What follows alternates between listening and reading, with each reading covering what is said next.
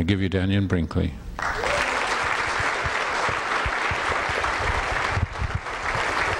Yay!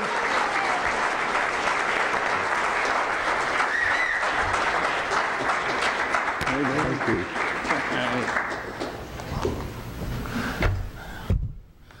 Okay, kids. Welcome to the 33rd annual meeting of the U.S. Psychotronics Fair. How I got into looking at psychotronics and this whole world of radionics came about from the near-death experience. So, for you who don't know me, I'm this guy that was born in South Carolina 57 years ago who had absolutely no interest whatsoever in what you would commonly call the spiritual search for knowledge or information. From growing up in the Deep South, and just in case you don't know what it's like to grow up in the Deep South, remember, everybody goes to hell where I came from. Everybody's going to burn in hell where I came from. And you're always going to run up on somebody who, when they're talking to you about hell and Jesus, then you know, you better be careful about what you say. So, when you start listening to that business, by the time I was 7 years old, I knew I was going to hell. And what they did was, they had this fundamentalist Baptist group called the RAs. They were called the Royal Ambassadors. And what they did is they took kids like me and kept them busy during the weekend so you could go back to school because you would get suspended, you know, for causing problems. So I went for a weekend at the Royal Ambassadors.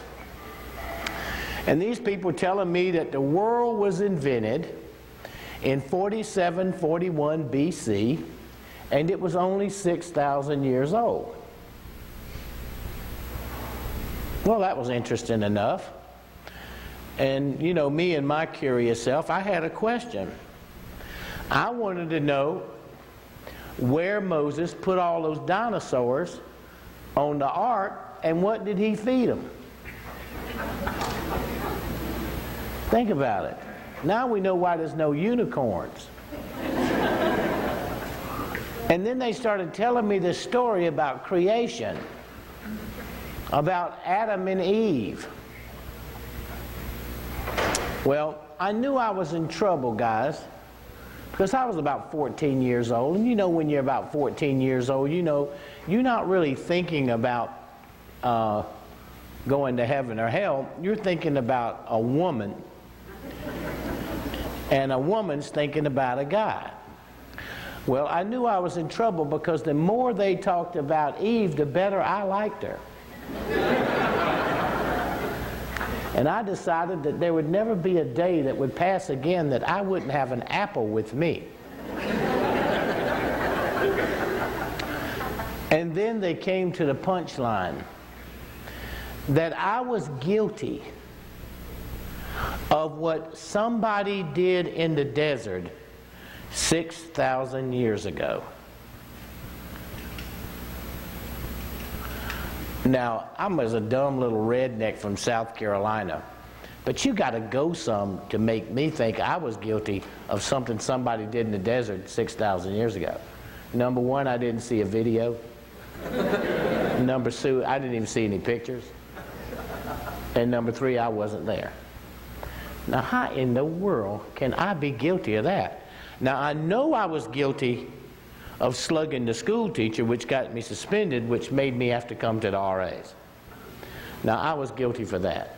But you had to sincerely be stretching it to make me think I was guilty of what Adam and Eve were doing in the desert or in the Garden of Eden 6,000 years ago. So I kind of gave up on religion. I figured if that mythology made them happy, it suited me. But I was going on about my business. And so I grew up playing sports and hitting people in the face. And being 6'4" and weighing 215 or 20 pounds then, I tended to do my business abruptly. I didn't get frustrated. I didn't bear a grudge. I didn't have all those problems like most people had. Whenever it happened to me, I ended and satisfied the issue at that moment. I cocked them. Hit them just as hard as I could hit them and see how long they could stand. And so I figured that that's how the world worked. And that was my job. And then I discovered the Marine Corps. And then not only did you get patted on the back to be a good fighter, you got patted on the back when you killed them. So my life was perfect.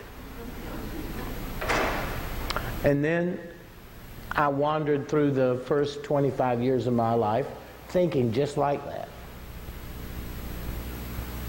And then one day I was talking on the telephone. And I was 25 years old. And I'm talking on the telephone and I'm cussing out a friend of mine because he didn't do something I asked him to do. And I'm sitting and I'm like this and I'm talking to him, and lightning follows the phone line, hits the pole outside and comes down the phone line. It hit me in the side of the head. It went down my spine. It welded the nails of the heels of my shoes to the nails in the floor. It threw me out of my shoes. It suspended me in the air, and it threw me back down on the bed. I was dead for 28 minutes. I was completely paralyzed for 6 days. I was partially paralyzed for 7 months. It took 2 years to learn to walk and feed myself.